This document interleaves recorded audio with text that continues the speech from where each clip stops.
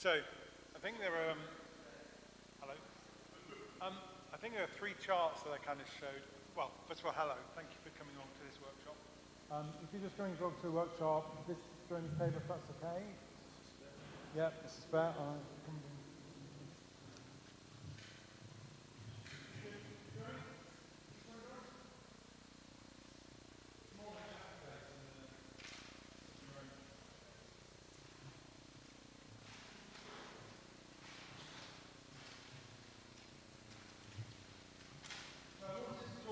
Rather than just talk for more time, me being the one doing all the talking, was to explore some of the charts that I put up on the slides, okay?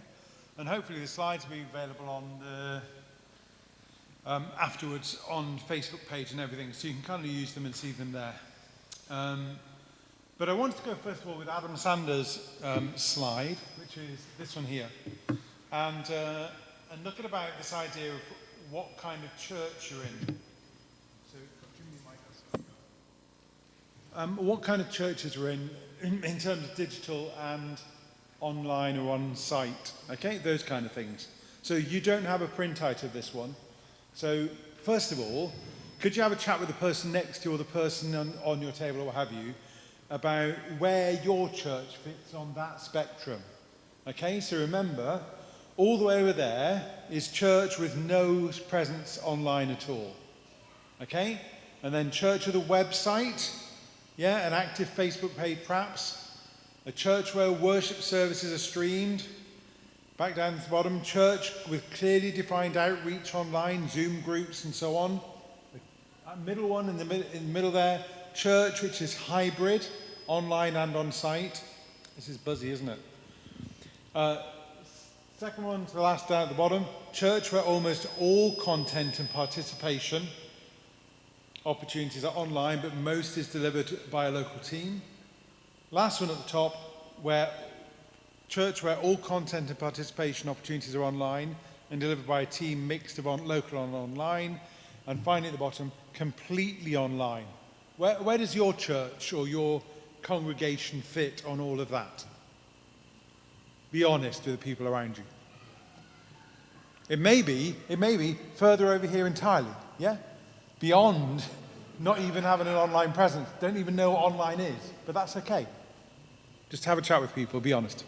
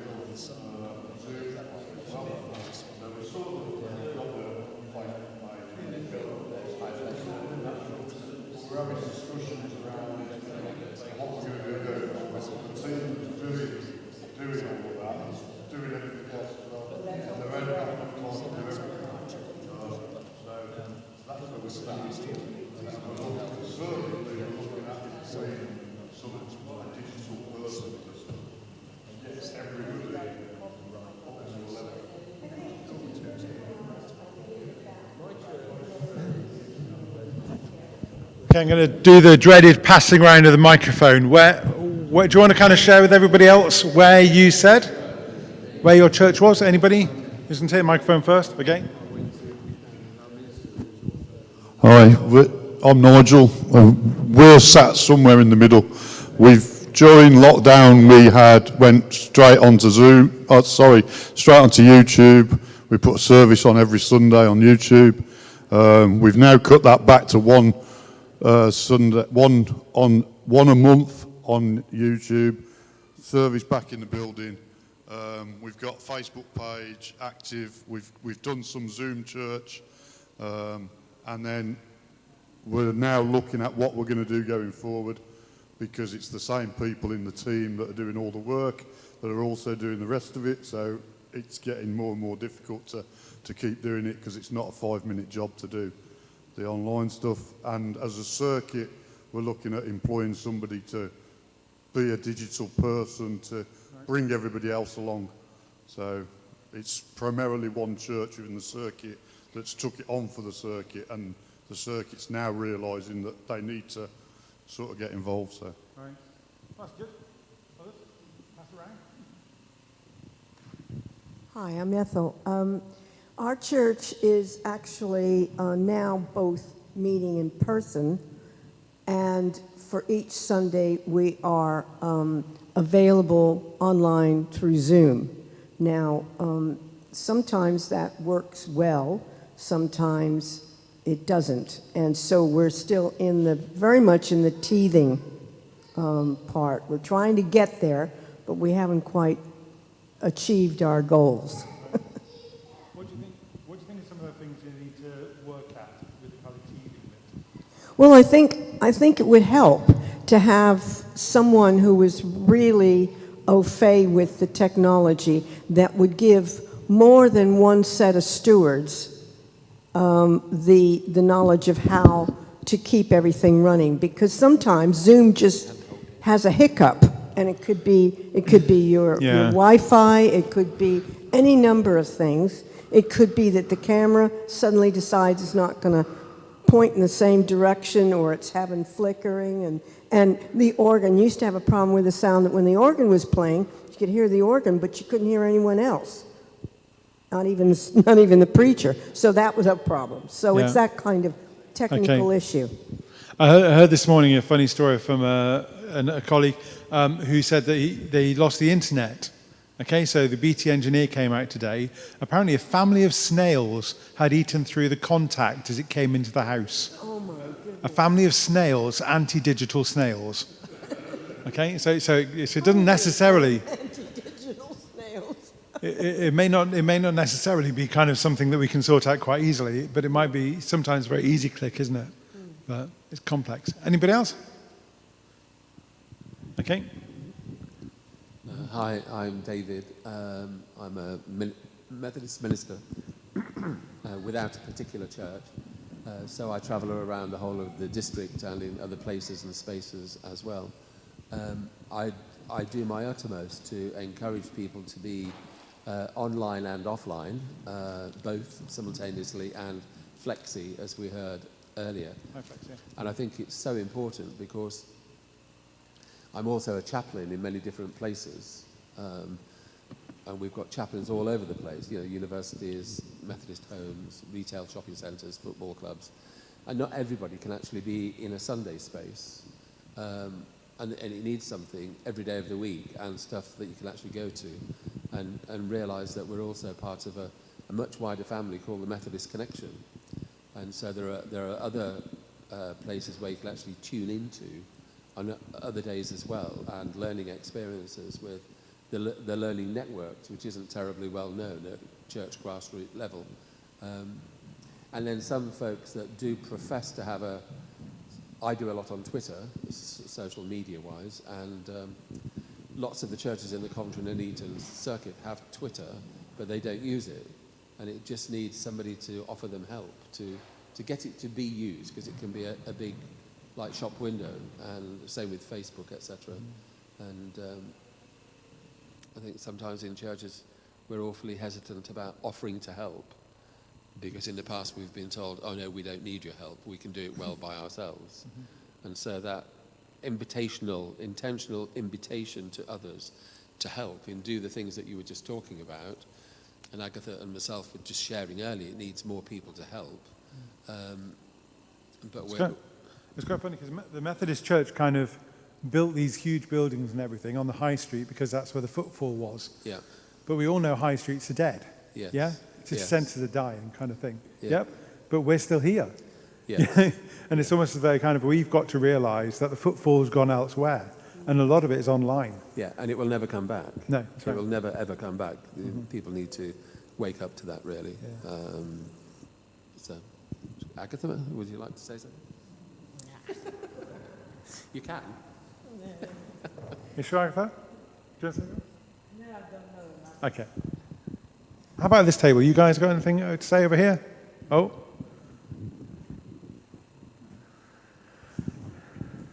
I'm from a large circuit in Cheshire, and we've got nearly 30 chapels and churches, and it's been hugely variable from those who did nothing and literally closed to one certainly that remained online and was active. It had a big notice out. The church is still open on the front of the church.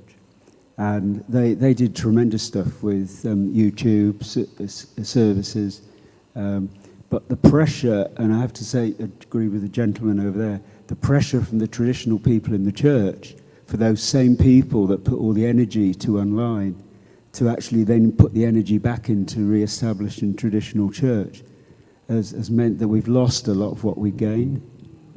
I mean, the leadership team is still 100% wanting the change. But unfortunately, at grassroots level, there's so many that want to go back to the way things used to be. And that's the state of affairs. Do you think that's because of the age profile of the church? I think it's age and attitude. Right.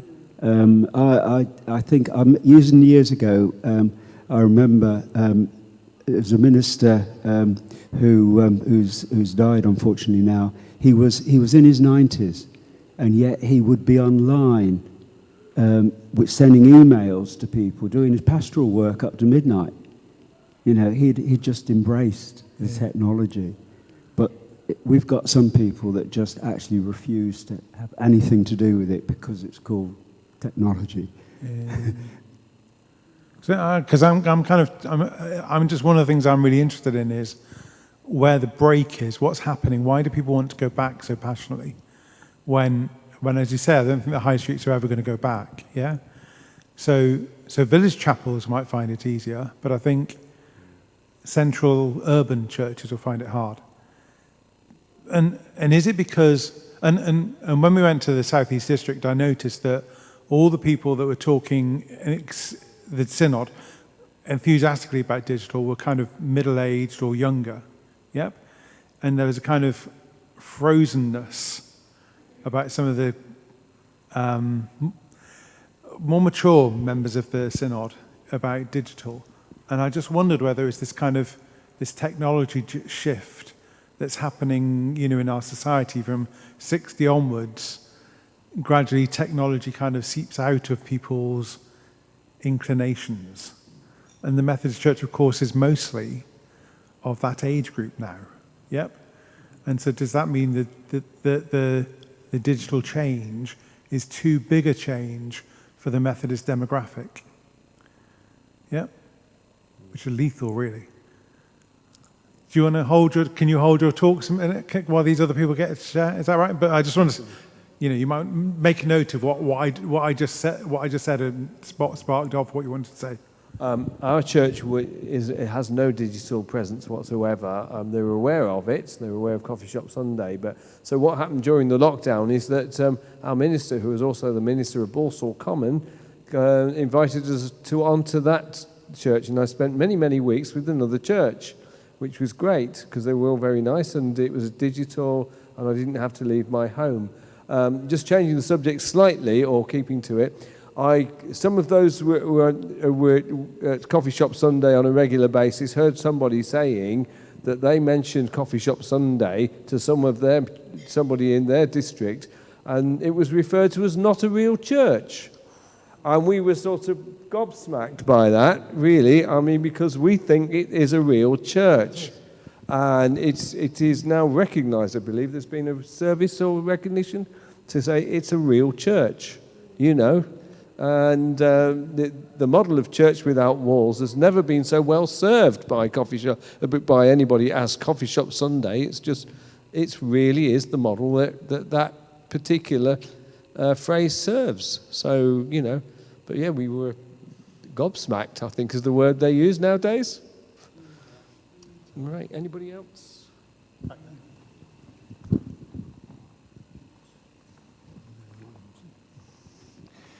I just wanted to pick up on the point about the demographic and the point at which people find technology a little bit difficult. Amongst older members of our congregations, we found that the compromise was phoning in either to a Zoom service or using something like YPay, and they were very comfortable to sit on the telephone and to participate. And some people who physically hadn't been able to worship in the church for a number of years became regular worshippers again.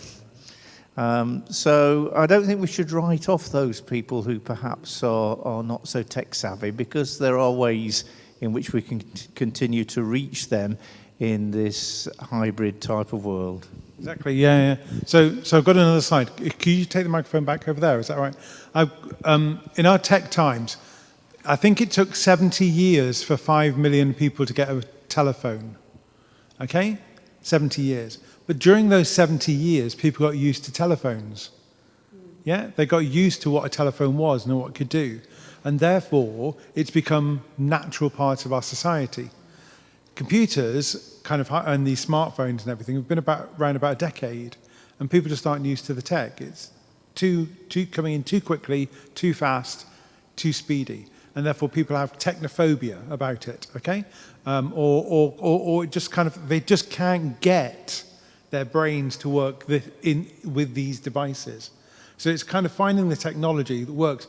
A Pennine church, which started off in a little village in the Pennines, on a phone service, okay? 3 people phoning one another. That's all they had left of the chapel.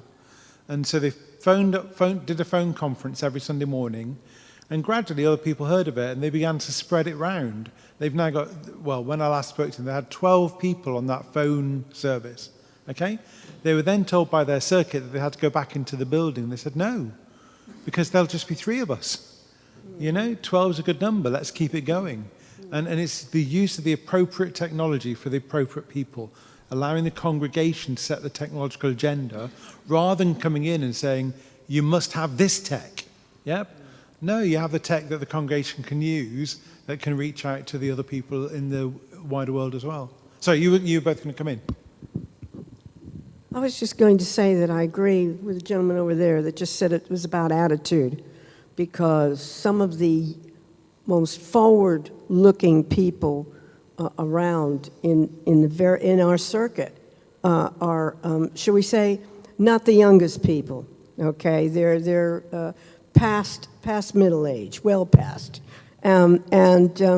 so it is attitude. But I worked in computers all my life. Having said that, I realize today that technology has passed me by. Pieces of technology, because they change so quickly, they will pass everyone by. So it doesn't matter whether you're programming and you're really into it today, tomorrow you're going to be like all the rest saying, what's going on? So it's really an attitudinal change. But on the other hand, those of us who perhaps know a little bit can make it easier, I think, should be looking how can we make it easier to introduce that technology to people who are resistant, only because they're afraid, because they don't know.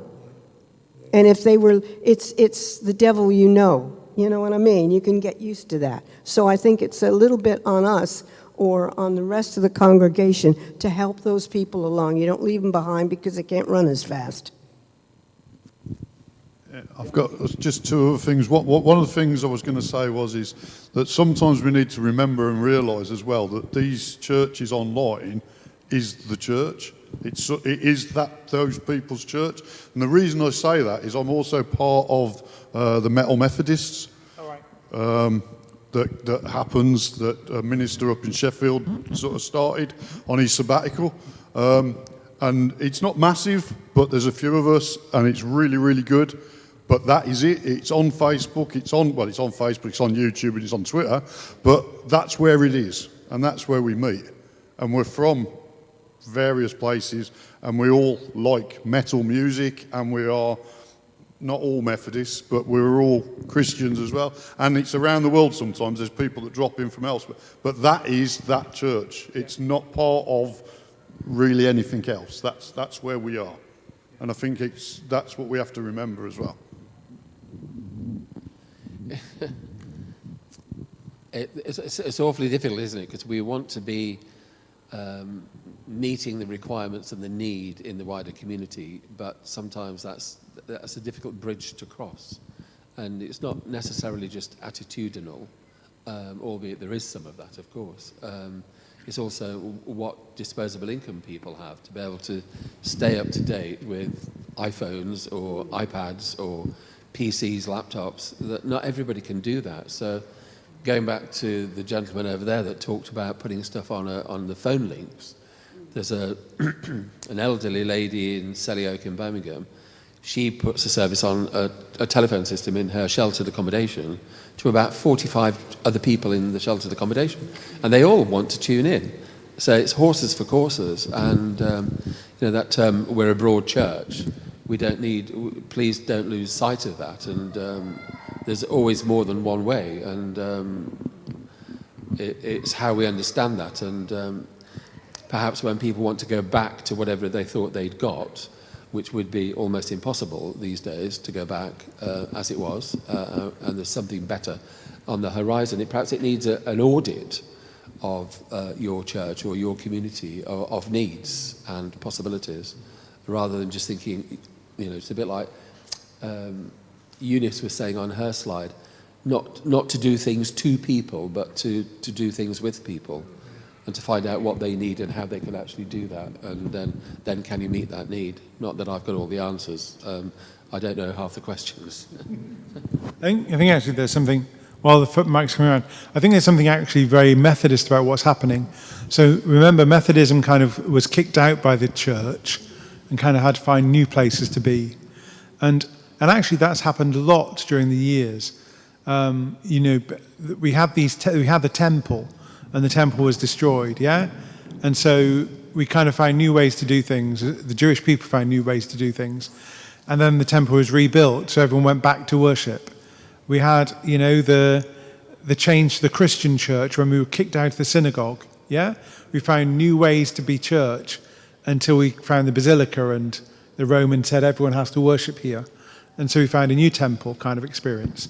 And then the Reformation came, we did new things, and then the church reimposed its power, yep? And so this kind of shifting between radical church beyond the walls and organized religion, which says, this is God's space, and we want to broker God to you. You can only find God here in this special place, yep? We've got to blow that apart. That's part of the revolution that Coffee Shop Sundays are part of, to say that actually we don't broker God. We introduce people to a God who is roaming all over the place and is part, on mission all over the world freely. We just kind of introduce people to him and allow them then to have a relationship with him. And we've got to blow apart this idea that this isn't proper church. Yeah? This is proper church, because here people worship in spirit and in truth. And that was the only thing that Jesus said about church in John 4, that people should worship in spirit and in truth. Where 2 or 3 gathered, I am there in their midst. Yep. And so don't be defensive when people say this isn't proper church. They just need to grow up in their theology. Yeah. I'm also thinking that, yes, the Coffee Shop Sunday is set up by the Methodist Church. It's a part of the Methodist Church. But I think the doors need to be open to Christians of other denominations as well. Whatever, somebody comes into it and say, oh, they're all Methodists, I can't join that. No, that's not how it should be. I actually met by accident somebody in Kenya called Sangangoli. I don't know what Christian denomination he comes from, but we accidentally discovered he was a Christian, and I told him, and I told him about Coffee Shop Sunday, he wants to join. I have no idea whether he's a Methodist or what, but I don't care. I want him to be as a Christian person. We should meet together as Christians first, and whatever your denomination, and I'm sure that we'll find a blessing in that way. good. Anybody else want to say anything? Yep, somebody over there. Okay, good. Just a comment. I belong to the URC church opposite, but on alternative Sundays, it's down at West Orchard, and it's a bit difficult for me to get down there. So I always listen to your service on alternate Sundays. So I thank you very much for that, because that is a good thing. I mean, I can get the other church service. It's stored, and I can see it on Sunday afternoon rather than Sunday morning. But the other thing that was a bit amused me was I don't know whether they still do, but there's a Bible study. I think it's on a Wednesday you run here. And I logged into it on one occasion, and whoever was running it kicked me out. So I tried to find out what had happened, and apparently I should have informed this person in advance that I was coming to the Bible study. Now, whether you think that's... I don't know. It didn't upset me. It just seemed a bit strange that you had to tell people that you wanted to come to a Bible study. Yeah. I don't know whether that's still... I think one of the problems with going online and doing Bible studies and stuff is we've got to create safe spaces for people, and then you can get people Zoom bombing or, coming in and kind of doing outrageous things. Yeah. So you must have just been a victim of that. But I see what you mean. You could get some maniac logging in and causing havoc. Yeah. So I can see that now. Yeah. That's anyway, good. Thank you for all the services that I have listened to. And in fact, I did a survey, and one of the stewards said I was always welcome to actually come to the physical service. So I have done that on occasions. Thank you. Brilliant, thank you. Simon, somebody from online? Yeah, a couple of comments from the online crowd. The United Methodist Church, South Carolina, and Anita says they're having a discussion about Reshaping Church, how they can go online and on site at the same time. And one of the issues they've raised is that it's very difficult with people resources, especially to do the online stuff, because not everyone's got the technical capability. Yeah. And I think that's one of the things. I think we've got to realise we can't all do the same things, yeah? We've got to adapt church for the way that we can do it. Just as a chapel service would be different from a town centre service, yeah? So I'm working with a church in Indianapolis about where they're trying to do hybrid church. And one of the things is they want to represent the hybrid congregation in the room. Well, how do you do that? Well, one possibility might be to put screens up all the way back around here, translucent screens or transparent screens, that you then have all the Zoom windows up there like a cloud of witnesses. Yeah? A robed choir, robed in Zoom. Yep. Sorry? It could be off-putting, but it's like kind of the idea of having an all-round balcony, and seeing that. But the question is then, how do they then talk with and share with and sing with the people here? And technology is not quite there yet, but it is interesting that we need to do that more and more. Yeah. Sorry. And then Ron, you were going to say something as well? Sorry, just on that, this is one of the discussions we've had in our church and our circuit regularly, and I bring it up a lot, is we have to work out what we're doing it for and who we're doing it for, because there's loads of stuff we can do, and there's loads of stuff that's already out there, and it's not a competition who can do this the best or that the best. It's literally about working out who and what you are doing, whatever you are going to do it for, and then doing that properly.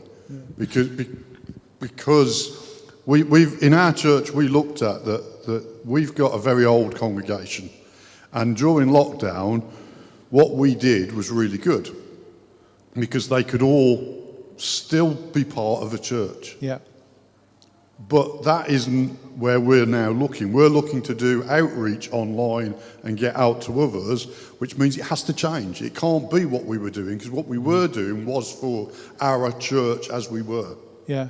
And I think that's sometimes that we've got to realise. We've got to work out why and what we're actually doing it for and who it's for before we then step out to do it. Yeah. So, what music? Oh, yeah, over there. And then somebody at the back. While the microphone's going, I think we need to be careful about what... So one of the things that happened up north when I was living there was that they decided that they couldn't reopen all the village chapels because people weren't coming back to church. And somebody said, the body of Christ is the people who turn up. And I thought, no. The body of Christ is those who are following Jesus. Yeah? And how then do we include the body of Christ in our new expressions of worship? And so there is kind of things about saying, well, do we need to do some stuff that is outreach and some stuff that's in reach? Like we used to do on missions and stuff, yeah? That we need to be adaptive to have different congregations at different times and at different events. But it's a minefield. So at the back there, yeah. Yes, I was just saying that, picking up from the point, whom do we do it for? Yeah. We have had in one of my churches for the last 18 months, between average 13 people calling on the phone every week for worship and singing catch-up. The point as whom do we do it for? Some of them we usually refer them as housebound people who hardly could come to church. Now the church has reached them where they are through the technology. So even the concept of housebound is changing. It's like housebound, you can't come to church today for you are where you are and we'll come and visit you. Now they're part of the whole movement through technology. And they even call me sometimes when I'm somewhere doing something. We're missing you. Where are you? And traditionally, when I came in here, they were like, people I need to visit every week, every month, wherever possible. But now it's working. 13 of them, more than 18 months, non-stop, every week. Yeah. We've got to remember, I'm going to take, do you want to go over there to pick up that? We've got to remember that the online church was pioneered by the disabled people. By people with disabilities, or people with specialist needs and what have you, that they were the ones who pioneered digital. And those of us who are able-bodied and what have you, we're the Johnny-come-latelys to this. We're colonizing their space. Yep. They're the digital pioneers. And we need to respect those people, the digital... There's a huge conference yesterday running at the Diocese of Oxford, run by Katie Tupling, who's their disabled officer. And she set up the whole thing about on-site and online, rather than in-person, online, stuff like that. But on-site online is the set agenda by the disabilities groups. And this whole point about saying that actually going online is including so many more people. And yet those people who say it's not real church are excluding, again, the very people who are excluded from on-site church, It's a double exclusion now, because they say the physical church is the only church that is real church, and they're just so wrong. Sorry, coming in. Yeah, I've got a couple of points. The first one is we talk about resourcing. Surely, Standing Order 500 talks about the circuit being the primary unit at which mission is resourced. Actually, surely this is a congregation that needs to be resourced out of circuit, but recognising that actually different people have different needs. The second thing is, to pick up on what you just said, I was having a conversation with somebody who is on the autism spectrum, and I was talking about how tiring I find Zoom. Because actually a lot of what I do when I'm meeting with people is reading body language, that sort of thing. And she said, as somebody that's on the spectrum, how freeing being on Zoom is for her, because actually all of a sudden everybody is equal. Her inability to read body signals is actually improved significantly because everybody's in the same place. So actually you work much harder at communicating in that sort of way. Yeah. Thank you for that. Two points. I'm really pleased you mentioned Standing Order 500. When I was Faith and Order Secretary, I was responsible for bringing that in and getting it passed through conference. So thank you for mentioning the missional nature of the circuit. The second thing is, the missional nature of the circuit bit that you said was really, really important because that may be the answer to trying to do all things for all people. And actually saying, circuits just need to kind of stop and say, hold on a minute. When we were set up, we were a circuit of churches that a horse could get round or something like that. But it probably started in a central town. Do we need to go back to that kind of centralized ministry that then reaches out in different ways? Perhaps have one or two outlying churches, but have another half dozen electronic churches. Yep.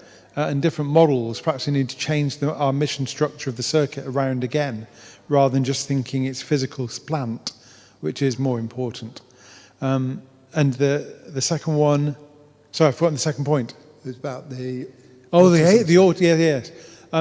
Yes, that's a really, really important point. One of our problems with Zoom is brain weariness. And we know our brains get really super hot when we watch Zoom too long. So you should have a half-hour break, every hour or so, to stop your brain getting too hot.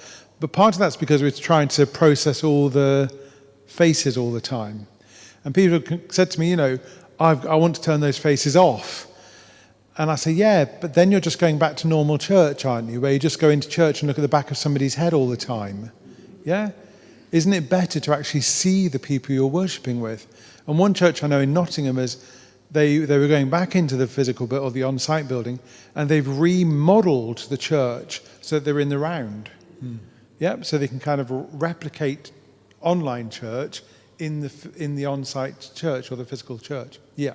Can I just follow up on the circuit thing? One of the things, and this may be a place for a district bringing together multiple circuits, is actually tasking different types of theology or different styles of service, rather than everybody offering happy clappy or everybody offering high liberal or whatever.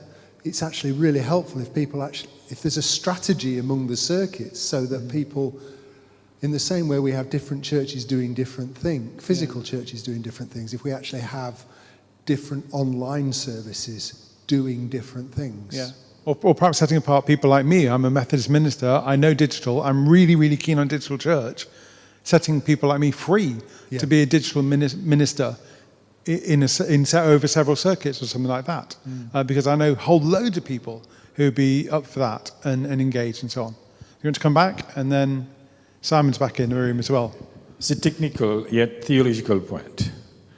I want you to expand a little bit on knowing that offering within the context of the Methodist theology is part of our worship. We don't just worship by not giving time, treasure, talent, and everything else. But when it comes to the offering, be it in terms of money, cash, whatever else, we hear about circuit, and at the same time, circuits are having problem getting money. Yeah. The districts are having the same problem. So we do have a financial problem, but by going online, how do we therefore reconcile the possibility of cherishing, offering our heart and souls in worship, and yet we make donations? We know some churches have standing orders, fine, but when you go online, there is no existing corporate understanding of a body in terms of contribution to. So just a little bit on that. While I agree with circuit district need to do this and that, but there is also to be in place a system of how do I offer my offering to the Lord while I am worshiping digitally. Yeah. I think, so there's online giving programs like Give, Tea and things like that, which you probably know about, but we do need to do more work on that. I'm encouraged by a church in Gateshead, who I kind of followed during the longer part of the pandemic, where their giving went up during the pandemic and didn't go down, right? It's a Baptist church, so they had, it's just one congregation. But what they did is they did a £5 Facebook ad in their local environment, okay? A £5 Facebook ad covers a mile around your church, okay? And this is part of Gateshead. So similar, big urban environment. And then they started putting people online so they could see other people. They gave people in the congregation readings to do and prayers to do. So it wasn't just the minister who was online all the time. And then what happened was people kept coming up in the street and saying, I saw you on Sunday at the service, thank you so much. It was really good to see you and what have you. And they would also give the number, an email address or a phone number to contact if you're in pastoral need. And people started sending emails in. Is there any chance if you can get me a food parcel from the food bank? Is there any chance if you can pick prescription up for me and so on? Of course, the church began doing it and running errands for people at the beginning of lockdown. And then the people in the village or the suburb, who then began to see the people on the pew, kept coming up and saying, can you put this in the offering plate later on? Okay, and would give them a tenner in an envelope or something. And the sense that the money kind of went up because the church was reaching out and meeting people's needs. So that's just one kind of fair, it happened, but it sounds too good to be true, really, doesn't it? But perhaps that reaching out and engaging would be a better place for us to be able to be the body. But then we need to say that we need to include an offering in the celebration. Like in online communion, actually having a place for people to give. Because when the bread and wine come forward and prepare the table, we place the offering there as well. It's part of our gift of bread and wine that God has given to us. So kind of, it's making that offering continually sacramental, even in the digital space, I think. Simon, we're running out of time, I'm afraid. Yeah, this one here from Kate, and she does have some books in our bookstore, I know, at the back here. But she says it's a time of opportunity to make our churches more inclusive. We've much to learn from people living with disabilities and neurodivergent conditions. Yeah, and I think that's really, really, we've got to decide, it's not just what we've got to decide our purpose, it's we've got to decide our values, okay? And one of the pressures is that we broker God to other people on our terms, okay? And we've got to stop doing that. We've got to stop thinking that we own God. And that's what temple theology does. Temple theology says this is God's temple. He lives here. Okay? And he lives just under the organ. It's the Holy of Holies. Yep. And or me as a vicar, if I have my collar on as a minister, I broker God to this community. Okay? I kind of inject them or vaccinate them with God. But digital blows that apart because it says actually God is out there in the world and we go and search for him. We go and find him in South Carolina, in Kenya, in wherever we might be. Because actually that's true. That's the Missio Dei. That's the mission of God. That God is out there. He blew apart the idea that the temple is the only place to find him. And we mustn't rebuild temples. So we mustn't make Coffee Shop Sunday a temple where we broker God to other people. All we've got to do is be that dating agency to say, meet God here, and then go out and share God with the rest of the world. Sorry, I'm really passionate about that. Do you know what I mean? That's the heart of what this is all about. That it's actually saying that we no longer think that church buildings are places where we keep God prisoner. Yeah? Because that's such a bad idea. And I don't think God has ever lived up to that. God has always been out there. We thought we were brokering him. And in this new world where everybody's on digital is the best place to become a dating agency for God. Yeah? Because that's where the people are. We've run out of time. I'm really, really sorry. I gave you two other handouts. I gave you two handouts. On the yellow chart is the one that Stephen Garner did with my amendments. Over the page is a blank version of it. And it might be over lunch or if you've got some time, another time. to kind of go through and how would you map out your experience of what lockdown was like? Yep. How would you fill in the hexagons? What was your journey across this passage? And the other handout was Dave Adamson's, dating agency versus discipleship. This idea of whether you're thinking online or offline, it's this, that chart, yeah? This discipleship pathway. Whether you're thinking physical or digital, you've got to work out a pathway to get people to be disciples. It's no good just leaving people as converts. Just take them through to discipleship and get them growing deeper and deeper and deeper with God.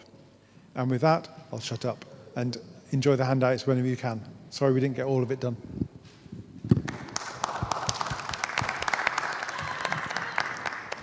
Thank you very much, Pete. You'll be glad to know now is lunchtime, and we're asked that you be back in an hour, so back by 1:45, and it's seminar 2 this afternoon, so you're always welcome to come back and hear Pete again, but there's an opportunity to go to either Eunice's, which is in the room off the Eden Lounge or the Eden Hall, or up here will be Ashley this afternoon, so just moving around a little bit. So enjoy your lunch. There's food downstairs that you can buy, or I'm sure some of you might find where Coventry is down the road.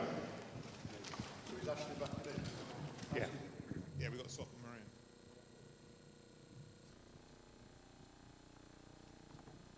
Hello, I'm David. I don't know if we've met. David Butler.